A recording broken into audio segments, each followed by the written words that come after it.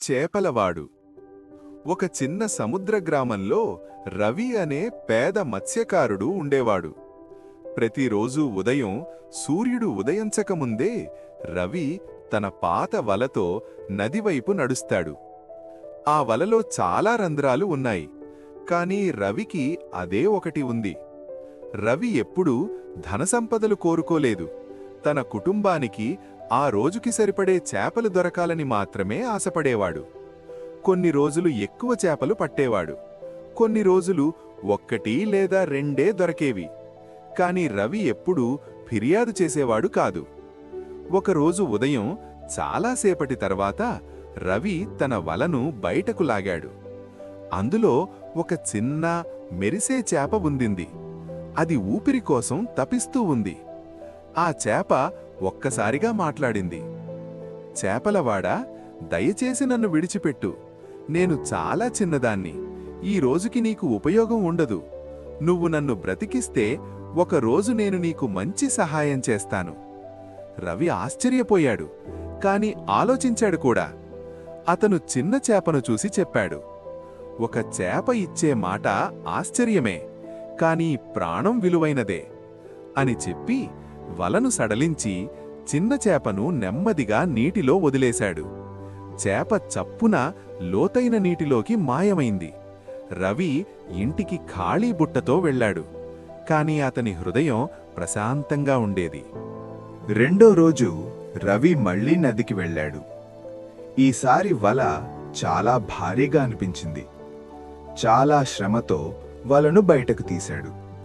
ఆశ్చర్యంగా వలకు పెద్ద పెద్ద మెరిసే చేపలు నిండిపోయున్నాయి.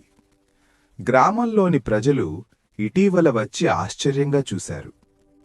నీకు అదృష్టం వచ్చింది అని కొందరు చెప్పారు. ఇవన్నీ అమ్మితే నువ్వు ధనవంతుడవ్వచ్చు. అక్కడ ఒక లోభీ వ్యాపారి కూడా ఉన్నాడు. అతను గుసగుసగా ఇలా అన్నాడు, ఈరోజు ఇన్ని పడితే రోజంతా రాత్రంతా చేపలు పడితే ఎంత పడతాయి ఆలోచించు. రవికి చిన్న చేప చెప్పిన మాట గుర్తొచ్చింది. ధైర్యంగా వేచి చూసేవారికి ఫలితం లభిస్తుంది. కాని కొంచెం లోభం అతడి మనసులోకొచ్చేసింది. తరువాతి ఉదయం రవి మళ్లీ నదికి వెళ్ళాడు. ఈసారి సహనం కాకుండా లోభంతో. అతను వల వేయడం మానలేదు. బుట్ట నిండిపోయిన తరువాత కూడా ఆపలేదు. ఒక్కసారిగా వల చిట్లిపోయింది. అన్ని చేపలు నీటిలోకి పారిపోయాయి. చిట్లిన వల నీటిలో ఉపయోగం లేకుండా తేలుతూ పోయింది. రవి నిశ్శబ్దంగా నది ఒడ్డున కూర్చున్నాడు.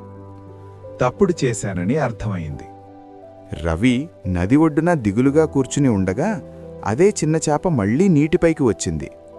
నీకు ఉన్నవి చాలానే ఉన్నాయి అని చేప మృదువుగా చెప్పింది. కాని నీకు ఇంకా ఇంకా కావాలనిపించింది. ఆ మాటలు విన్న రవికి సిగ్గేసింది. అతను తలవంచి చెప్పాడు, నేను నిజంగా ముఖ్యమైన దాన్ని మరిచిపోయాను. కృతజ్ఞత అంటే ఏమిటో మరిచిపోయాను. అప్పుడా చేప చెప్పింది, లోభం సహనంతో పొంది వాటిని పాడు చేస్తుంది. అలా చెప్పి ఆ చేప ఎప్పటికీ కనిపించకుండా పోయింది. ఆ తరువాత రవి తన చినిగిన వల నెమ్మదిగా దిద్దుకున్నాడు. అతను మళ్లీ తన సాదాసీదా జీవితాన్ని కొనసాగించాడు. అతను తనకు అవసరమైన చేపలతో సరిపెట్టుకున్నాడు, పక్కవాళ్లతో పంచుకున్నాడు. ప్రతి రాత్రి ప్రశాంతంగా నిద్రపోయేవాడు. సంవత్సరాలు గడిచాయి.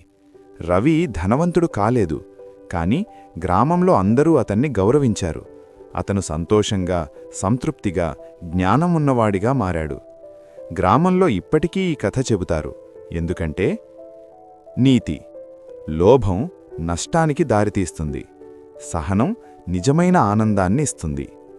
చూసినందుకు ధన్యవాదాలు. ఇంకా మంచి కథల కోసం టైనీ టాడ్లర్ టైమ్స్ ఛానల్ను తప్పకుండా సబ్స్క్రైబ్ చేయండి.